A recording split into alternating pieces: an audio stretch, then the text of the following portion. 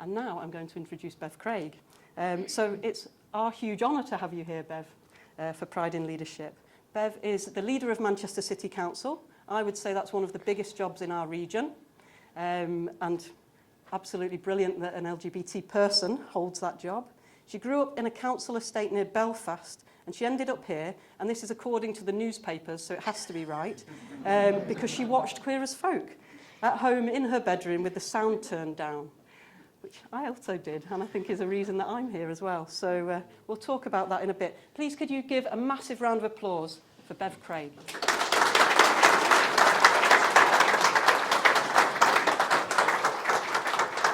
This is a terrifying thing to do to somebody that's only 5'2". So.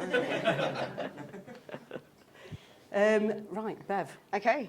I dread to think what's going to happen with my microphone. Can everybody at the back hear Bev? I don't think your microphone's turned on. Oh, no, I need to turn it on, don't I? Hang on. Let's try and do this properly. That, hopefully, there we go, is a bit better. Excellent. Seamlessly done. Right, I've got some questions here that I've written, 45,000 of them. So we've got like 3 days that we have to sit in. Are they all participative? But what I want is, if you do feel like you've got a question, a burning question, get your hand raised as well. We'll take questions throughout the session. You know, you don't have to just wait for me to ask. So let's start. Okay. Tell us everything. Tell us about your childhood. Where did it all begin? Oh, God. What a terrible question to ask a queer person. So, I mean, I've been quite open, actually, as to why I find myself in Manchester. I think, you know, there is something of an era where you're meant to say, well, A, the university was really good. B, we've got this kind of cultural relevance of football and music. But for me, I arrived here because, like many people of my age and my generation, I thought there was this massive LGBT community that would welcome me, and it would be a place that actually I could find myself at ease. And that probably speaks more to what my experiences were like before I moved to Manchester. So, you know, I've been quite open about growing up 8 miles outside of Belfast. You know, I was born in 85, so didn't experience most of the troubles in that sense, but, you know, sectarianism was alive and well in Northern Ireland. You know, there was a very, very limited gay scene that generally by the age of 18 you might have worn your way through. So, you know, when I arrived in Manchester, I was sort of ready for what came. And I think, you know, I think I always kind of talk about, actually, for me, I was always an LGBT activist before I was a politician. And I think in many ways, you know, growing up, how I did, where I did, with some of the life experiences that I had, you know, I came out slightly ill-advised, probably, at the time, at the age of 14, coming out back then, just outside of Belfast, where nobody knew any gay people. It wasn't something that was particularly visible. I do remember staying up to 2 a.m. in the morning because there was one lesbian on TV called Rona Cameron that arrived at like something like 1:55 a.m. So my experience was very niche. And I think for me, you know, I came out at 14. I told what I thought was my best friend. She then gossiped amongst other friends. And then teachers actually began to gossip about it as well. So I was outed to my parents by teachers. And the teachers had called my parents into school, sent home for 2 weeks and told I should go to the doctors. Now, at the time, that felt to me like this must be a fairly normal experience.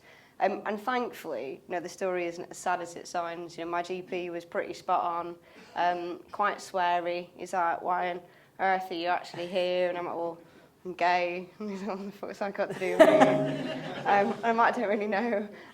So I think there was something around, I suppose, my experiences in early life, you know, and I think it's worth saying.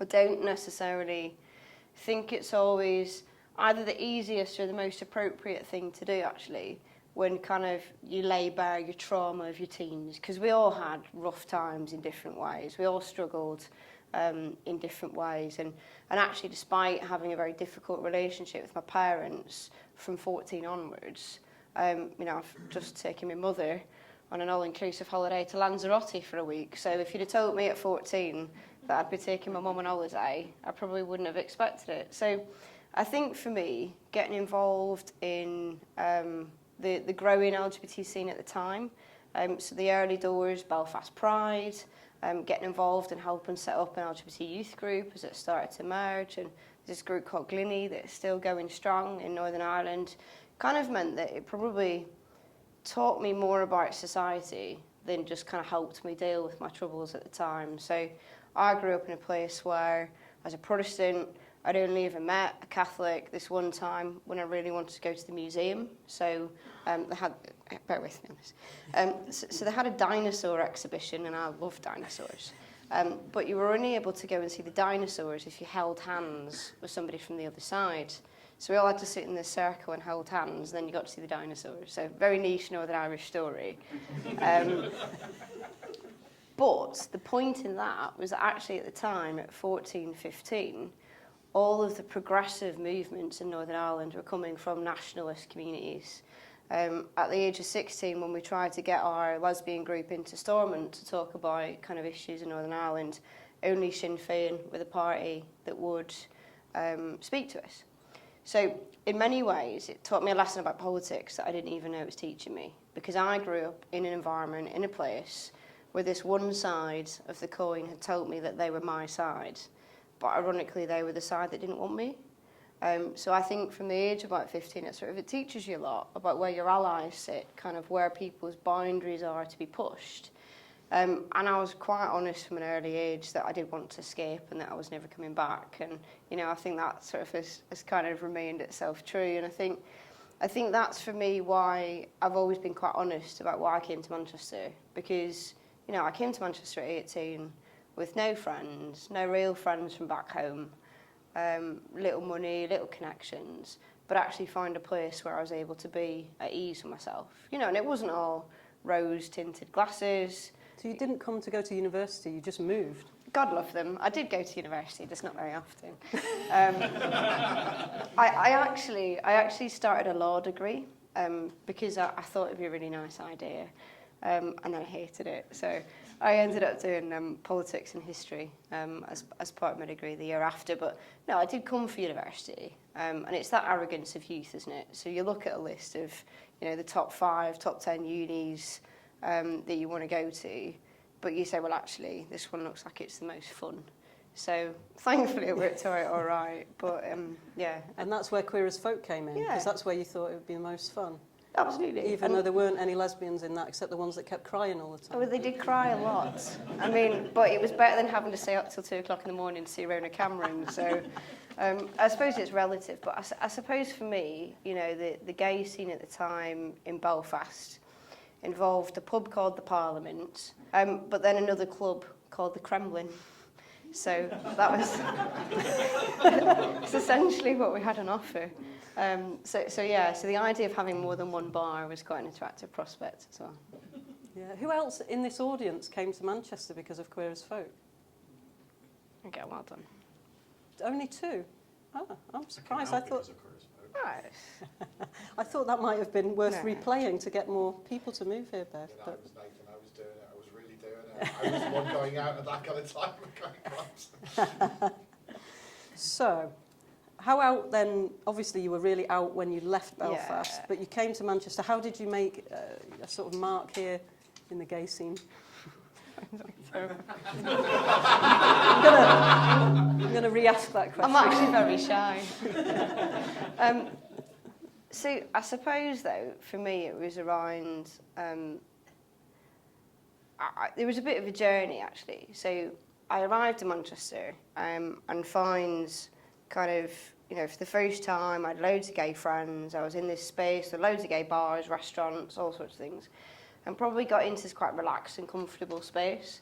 And then I was involved in a youth group and got involved in international LGBT issues a little bit by accident. So I went to a conference, and at the time it was an organisation in Manchester called the Queer Youth Network, and we were a member of IGLIO, which is the International LGBTQ Youth and Student Organisation.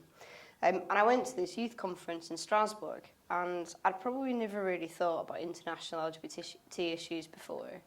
And, you know, for the first time I was presented with these lovely people This beautiful guy called Vanya from Bosnia that couldn't go back to Bosnia at that time because whilst it wasn't illegal to be gay, it was illegal to be gay in the military. But every man over the age of 18 was conscripted to be in the military.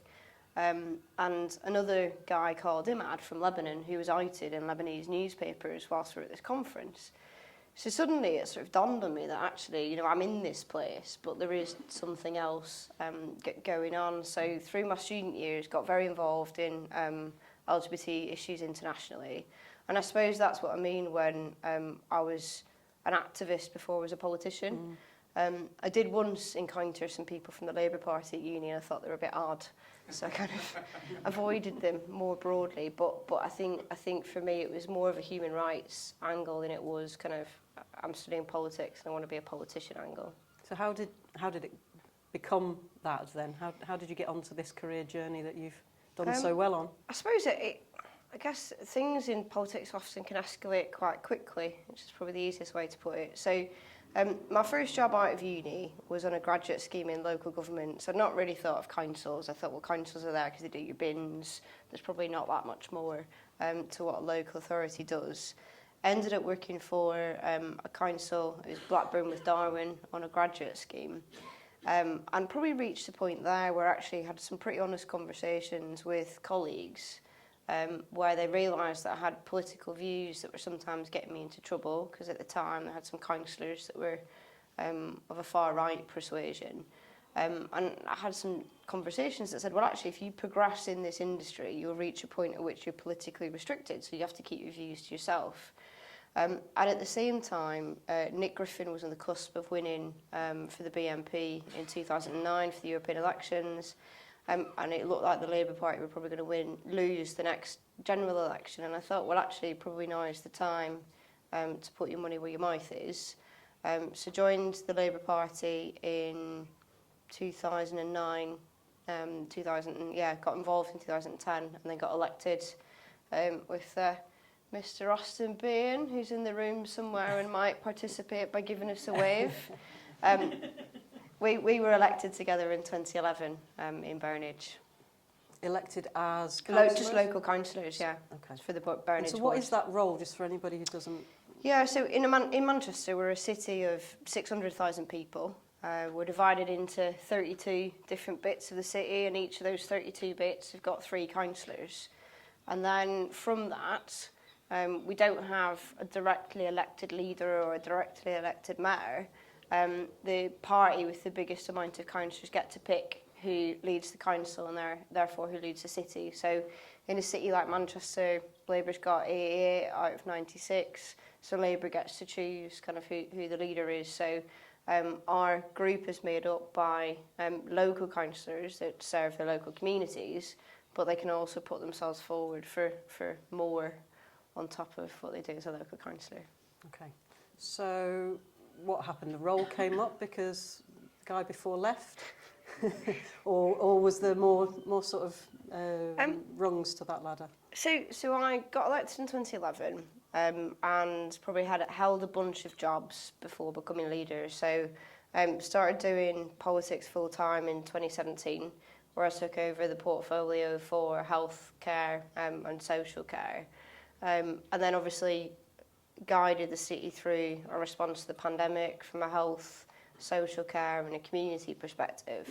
And then when Sir Richard Leese, my predecessor, who'd held the role for 25 years, stood down, I think it was September 21, decided to put my name forward. And I think it's interesting because it's probably where kind of perceptions of gender might come into this, because I think the traditional female answer to that question was, oh, well, yeah, I was just in the right place at the right time, you left and people asked me to do it.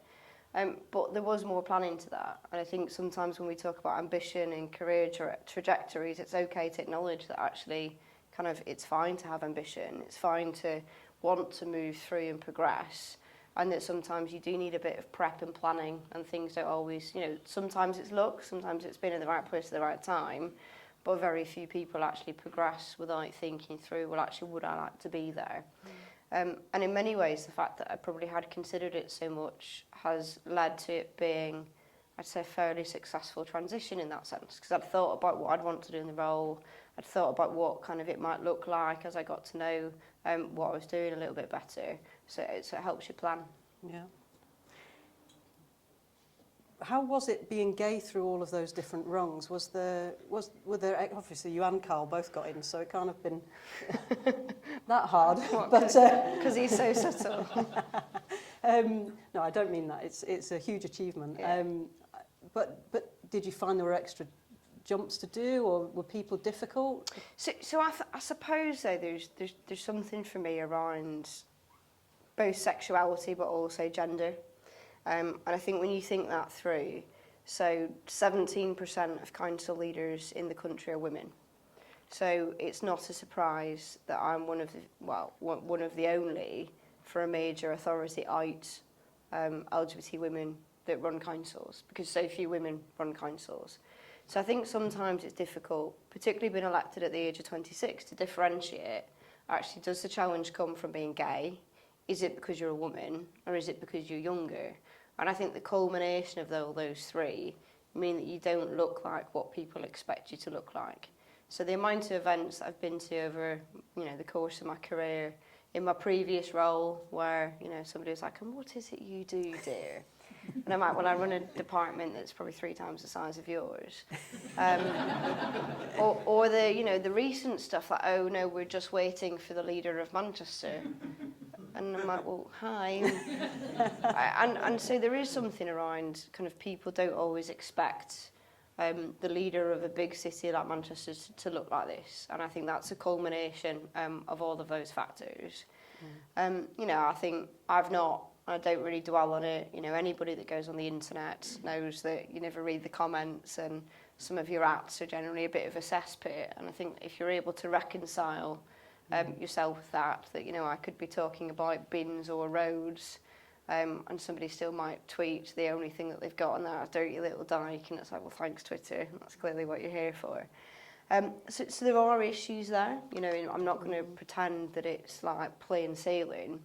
But I also think sometimes it's around expectations and your own limitations around things, So when I first got elected, with Carl, we wondered, well, actually, will, our own prejudices in many ways, will our local mosque engage with this? And our own local mosque was like, well, are you going to fix this issue, and this issue? Yes, great, come in. So I think it works both ways. So some of it's been a bit of a challenge to my own perceptions as well. That nasty stuff on social media, does it still bother you? Does it upset you ever? I think generally not. I think it only ever upsets me when it comes from people that should know better. And generally that isn't John 1 2 3 4 5 6 7 exclamation mark on the internet. So I think that's part of it. I think there is I suppose, it's that challenge that we always hold ourselves, isn't it? When you've experienced prejudice and you've let things go over your lifetime, kind of where do you draw the line as to what's acceptable and what's not? But in many ways, I faced things that are much, much worse and much more extreme than some random anonymous fake account on the internet having a pop. So I think not so much. I think for family and friends to stay off the mentions is probably always going to be a challenge. Yeah. Let's talk about role modelling then, because obviously you are naturally now in this role where people will be looking to you, young LGBT girls probably especially will be looking and thinking, gosh, she's made it to there, so I could. So you're naturally in that role model position. Could you say what that's like, but could you also think about what you would say to everybody here who is in a leadership role about how they can perform that well for the future generation of LGBT people?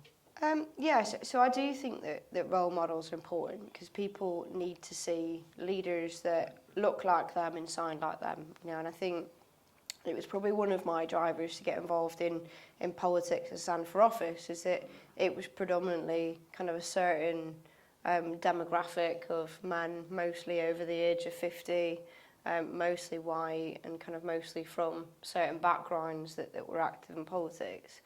I think that role models will always be important, but they're only more important until people see more people that look like them. So I think that there still is a real significance, actually. And maybe something that I'd, when I came into this role, slightly underplayed in a sense. So I kind of thought, well, you know, I've been on my own journey, society's been on its own journey, it possibly won't be that big of a deal, which was probably one of the more naive things. But I think there is something for me around demonstrating not just one-dimensional competency around things. So I think the thing that's most powerful about people looking to role models is seeing that you can be really good at your job, really know your stuff, and really good at being a subject matter expert on a whole bunch of things, and that you're succeeding and doing well. So I think that's a bit that people find, not just that you're gay or you're trans or you're visibly queer, but actually you're really good at what you do, and that kind of your, you know, it sounds a bit cheesy about your whole self to work, but the whole concept of actually being just open about all of the skills and attributes that you have, I think is really important. And that some of it is just dead cute.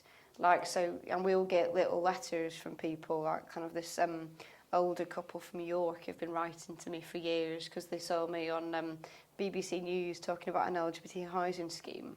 Or I did some stuff for the Pride Trust a few weeks ago, and had these lovely letters from these young people that had been at the event. And, you know, so there are really nice bits of it as well that kind of touch you and kind of give you that sort of warm... Yeah. And how would you elevate your visibility? I mean, you've been outed, or you're out quite a lot through the press and stuff like that, but if you're in a regular business, like how do you make yourself visible? Because I find that as LGBT people, we're less visible perhaps than some other groups. And I think I suppose it's about, you know, for me it's not so much around wearing a lanyard and kind of being there, but it's also about the things that you talk about, the behaviours you model, you know, the role actually that we can all play in understanding people's intersectional experiences as well, and kind of bringing a lot of that to the equation. But I think also, you know, that whole concept of just normalising people, you know, not being afraid to say what you've been up to at the weekend or who you've been with, you know, that cagey, do you say partner, do you say girlfriend, do you say boyfriend, you know, you've been together for 20 years, what's appropriate? The fact that you feel that you should be partners and you are partners kind of then means that you're not necessarily talking about who that person is. Kind of thinking about the language that we use and how we describe people is actually really powerful, because we can think that it's normal and it's dignified to call someone our partner, but then actually people don't see that for what it is. And then you get that, oh, what does he do? And I'm like, well, she's a teacher. Like, Google me. You know, so there is a little bit of that. Right, I'm going to ask if there's any questions at this stage. Have we? I was going to say you're all very well behaved. Can you stand up and elevate your voice a little? So I'm really interested because politics is really difficult to, I think, have a personal brand.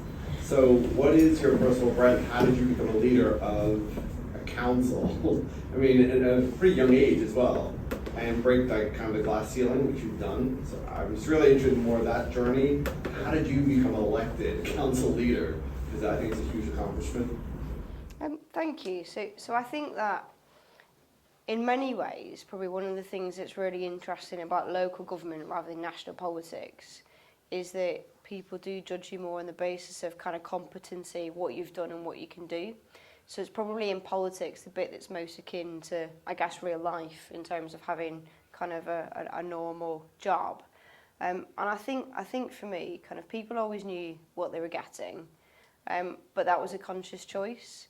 So I probably made a decision maybe around 2018, 19, when I kind of reflected that actually if people didn't want what I was putting forward, not just in terms of my politics, but my style, the things I talk about, the way I talk about it, turning up to meetings and trainers, you know, if people weren't up for that, then in many ways that would be their loss.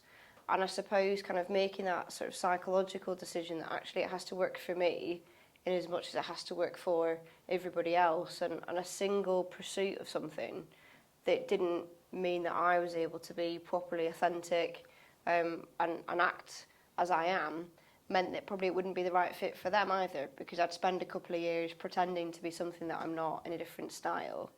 I think also some of it is just around being able to demonstrate what you've delivered and what you've achieved. And I think through the pandemic and being able to deal with some of that probably give people a little bit of a flavour. But I suppose it's applicable to workplace settings, isn't it? Kind of sometimes, not necessarily the person that quietly gets on with it, but the person that gets on with things and makes sure they have a track record to big up rather than just promises to sell, for me has probably been my style. So if I think about the pandemic, and I think about some of the really great takeaways that came from that, in terms of the things that we did, they're the things that people will probably never know the real detail. So people will never truly understand that actually in a city like Manchester, where we took a decision on the basis of a phone call to a hospital trust that from the 16th of March, a day or two before the national lockdown, Manchester was testing on discharge every older person that was being discharged into a care home. Government didn't bring that in until the middle of May. So it's having little things like that you're able to talk about your credibility, about what you can deliver on when times get really tough. I think that adds the weight to that. I think the second really is that, and I think this is more of a political point than it is anything else, is that it felt to me like the city was ready for a generational change, not ideological in many ways, but actually around just a fresh experience of what it is to be in Manchester that's changed so much from the 80s and 90s, but doesn't necessarily need to be reminded of the 80s and the 90s every day, because actually we're ambitious about what we want to do for the next 10 to 15 years, because that's what people will judge us on.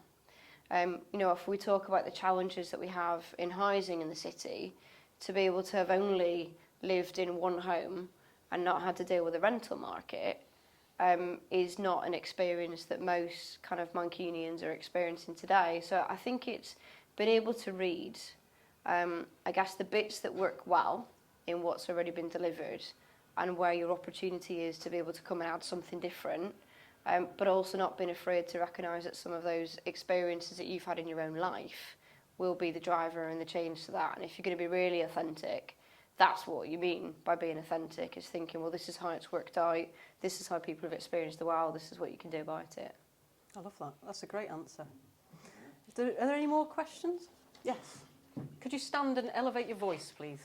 Hello. So as an elected LGBTQ leadership figure, you are responsible in answering to lots of different voices and valid responsibilities and needs, and sometimes they come into tension with each other. So, for example, LGBTQ spaces in the village in Greater Manchester, or the music scene, which might be at odds with other equally valid interests in increasing Manchester's investment and international reputation.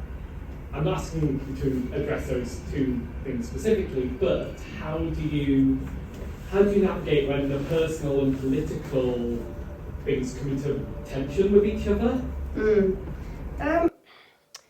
So I would say, I suppose it's, in some ways, it's, if you were to turn that slightly on its head, if you start from a point that Manchester is successful, particularly because of all of those things, then actually your international brand is around protecting some of that. I think there will always be times when things and needs and what you'd like comes into conflict with each other. I might like to go clubbing at 4 a.m. and the next door, not anymore because I don't have time. But the next door neighbours might not like people clubbing at 4 a.m. So there will always be, in an ever-changing city, tensions and rubs that come up against each other. I suppose, though, it's about recognising what you think is good and what are the bits of the city that both need to be protected but also elevated in places. So I've talked a bit about the village in the past. There was a point in time when the council, just pre-COVID, did a piece of work around the future of the village, working with businesses, working with stakeholders. That product was only really being completed as the pandemic was really kicking in, so suddenly became a bit outdated. So we're doing a new piece of work that will be going out to consultation again with stakeholders in September, October time around what more we can do. And some of it can be around kind of freshening up the aesthetics and public realm, but some of it can be around how actually we make sure we protect the asset that we have and give them the best footing to be able to, particularly as individual businesses, thrive and do well. I think music's a really interesting one because the market of music has changed somewhat, and some of the things I'm really passionate about is around grassroots venues and how we can support them. You know, and there are some potentially controversial issues that have been in the press around what happens when you've got one legal tension that sits alongside precisely some of what you're alluding to, kind of what you might want versus what the law does in protecting individuals. But I also think that if you think about the Northern Quarter, you think about the village, the role of the nighttime economy, the role of alternative businesses and being able to change the shift in dynamic as to how some of those places work is equally important. And we'll do more stuff like that in places like Strangeways over a period of time where, you know, there's some great indie businesses, not the dodge ones that the police are working very hard to eradicate, but there are some really interesting, you know, kind of maker, creative, kind of really good organisations in there doing good things. So I guess it's knowing about what people value as good, what you as a city prioritise, you know, and if you just, as a city like Manchester, ran after every bit of international capital that was going, then you would have a city that would be disjointed. So where does green spaces come into that? Where does all of that? And I think that's sort of the point I was making earlier about being a multifaceted leader, where you're able to talk with authority and all of those things, and not that being LGBT isn't an interesting part of you, but isn't the only thing that defines you, and then that gives other communities confidence that actually you're not just there to represent one group of people, you're there to make sure that everybody in the city gets the best deal, but that also includes a massive LGBT plus population that kind of need to have that visibility as well. Thanks. I just wonder if I could get you to reflect a bit on national politics at the moment. So there's issues that seem like they're, you know, the whole sort of thing is becoming very polarised. There's a couple of issues, you know, whether that's like trans rights or climate change, that have become increasingly politicised and used to try and kind of create difference. So whether you can see a kind of pathway to getting away from something that feels super toxic at the moment, and whether you're drawn to that level of politics, or whether you're much happier at a, you know, at a regional, local scale. Okay. So yeah, politics at the minute is a bit of a car crash nationally, really, isn't it? That's the polite version, because I know you're recording it. But I think we'll only see that accelerate actually between now and the next election. So I think the point at which we move away from some of that toxic nature of dialogue and how we talk about each other will in many ways only really offer a juncture to calm after the next election happens. I think, you know, we just see, you know, not even just on trans rights, but which I'll come on to, but the fact that the Prime Minister did a newspaper interview saying that he wants to ban 20-mile-an-hour zones. Like, that just shows the point at which we've got in terms of responding to really twee niche focus groups where the Prime Minister wants to stop 20-mile-an-hour on roads because it's a culture war. It's like, well, actually, that's just kids that want to get across the road. I think the issue around trans rights being weaponised, though, we need to be pretty honest about. You know, that has been coming for some time. That's been pump-primed by particularly the far right in America. That's been an evolving discussion that's permeated our dialogue over a period of time. And we've ended up where we are because people haven't been able to effectively, I think, call it out for what it is. You know, I was the national chair of LGBT Labour back in, it was around about, it was the 2015 general election. And we had a whole big LGBT section in the manifesto. And one of the really clear things that we wrote was support of the folk at the time, which made it into the manifesto, because it was really not a controversial thing to say, that we would reform the GRA. And we would do that on the basis of principles of self-identification. Now, in 2015, that was not a controversial concept. That was something that people said, yeah, cool. You know, the current process around GRA is really complicated, it's really long, waiting lists are really high. You know, what can we do to reform that? And that wasn't something that became a toxic debate. It wasn't, you know, I was explaining in Parliament to MPs, you know, former brickies, people with no experience around LGBT rights, that were like, yeah, get it, makes sense, put it in. And what you see now, though, is the weaponising of any kind of difference. And I'm really clear, actually, that yes, I'm part of a national party, and yes, you know, there will always be things that nationally we'll have to have a clear position on. You know, but this is one of the only councils in the entire country that's passed a unanimously passed motion at our city council, reaffirming what we think to be fairly basic truths, that trans women are women, trans men are men, and that actually everybody deserves to have human rights. So I will always support my national party.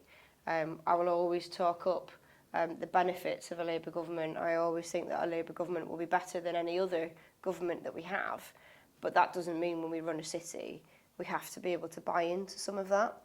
And that's probably one of the best things about what I like about my job, is that actually you have the autonomy to put the people in your place. Yes, with a political banner. And yes, you know, people vote for the rows just as much as they vote for the individual when you go to the ballot box. But actually, for Manchester, to be able to have a Labour brand that is Mancunian, that says, well, actually, this is what our residents think, and if that means trans rights, that means 20 miles an hour, we're fine with that. That's a great answer as well.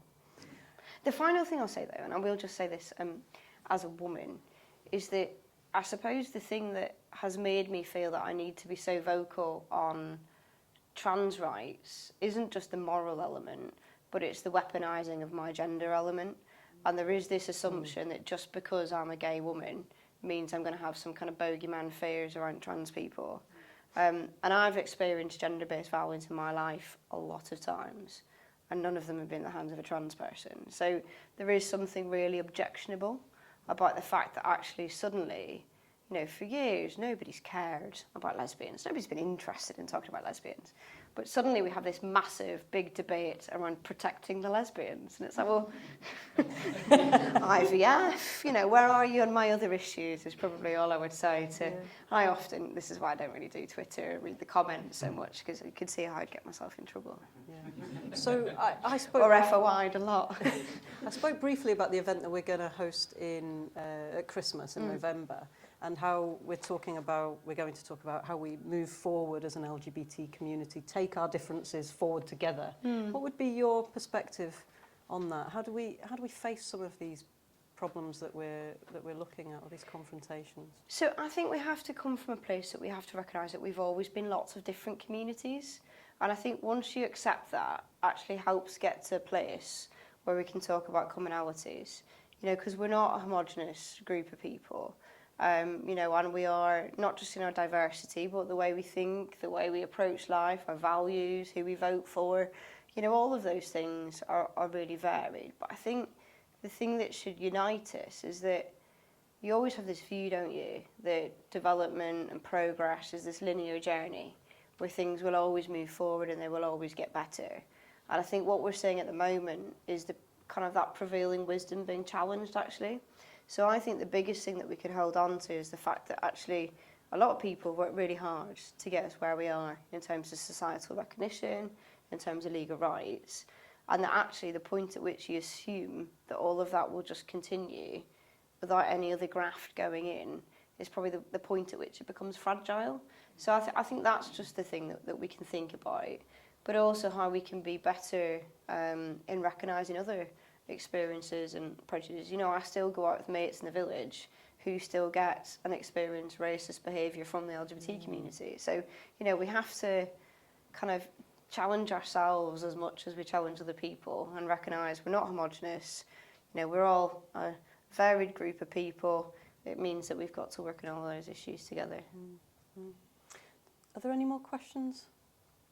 Yes, please. Oh, go on then. Yeah. Just what is your ask of us? So how do we get involved in more representing LGBTQ plus business leaders in Manchester? So some of us are kind of Greater Manchester, I know Salford, but what's your ask of us? How could we get more involved in supporting the council? So I think business particularly, we're looking for a greater diversity and voice in terms of the people that come to the table to talk to us around what's shaping our economic plans. So we're currently in the process of rewriting and engaging our economic strategy, the plan for Manchester for the next 10 years, and actually having a variety of voices feed into that from a business perspective would be really useful. So I'm happy to pick that up separately in terms of our details. But I suppose the big ask really is that kind of don't let ESG in your organisation be some kind of cheesy, you've got a badge, you do a day a year where you go and help an LGBT charity. Like, how can you embed it? How can you work meaningfully with those organisations on the ground that are supporting our community to make sure that we're all doing stuff, or if your organisation offers the opportunity to go and do volunteering or time, what kind of organisations are we offering them up to? Kind of who can we invite in? And then the final thing is around kind of your own best practice and kind of subject matter expertise. Where can you bring into your sector your views and experiences of what the community needs? So we've started to do this a lot, particularly around women's safety, but having conversations with architects rather than just bar doormen has been a really interesting way to think about designing spaces from a safety perspective. So what else is it that the community needs, be it around housing, be it around access to services, and kind of where you've got your own sectoral expertise, kind of what you can offer to that space as well. So I think there's loads to do, there's loads to go at, but I think there's lots of people that are already really engaged in that, and we're just keen to hear more as well. And I imagine as a big organisation yourself at the council, you've got all your policies in place, your LGBT policies. How do you make sure it actually becomes a culture, though, a positive culture, not just the pieces of paper are there? Yeah, and I think part of it is around, so everybody's got a staff group, and staff groups have had varying levels of success probably over the last 2 decades in any organisation. I think it's about making sure that your senior leadership's bought into that in a meaningful way, not just somebody that kind of has ticked the box and put their hand up and said, okay, well, I'll cover it off when it gets to quarterly board reports, but what are they doing in between? And we've been really clear with our senior management team that it's about how you model that. I don't expect you to be an expert on every issue, but if I ask you a question about equalities, I don't want you just to go and defer and have to come back with an answer. So I guess if there's going to be people that champion it, fine, but who's responsible for it and who's accountable for it? And I think getting into that space around accountability rather than just somebody likes it, I think is really important.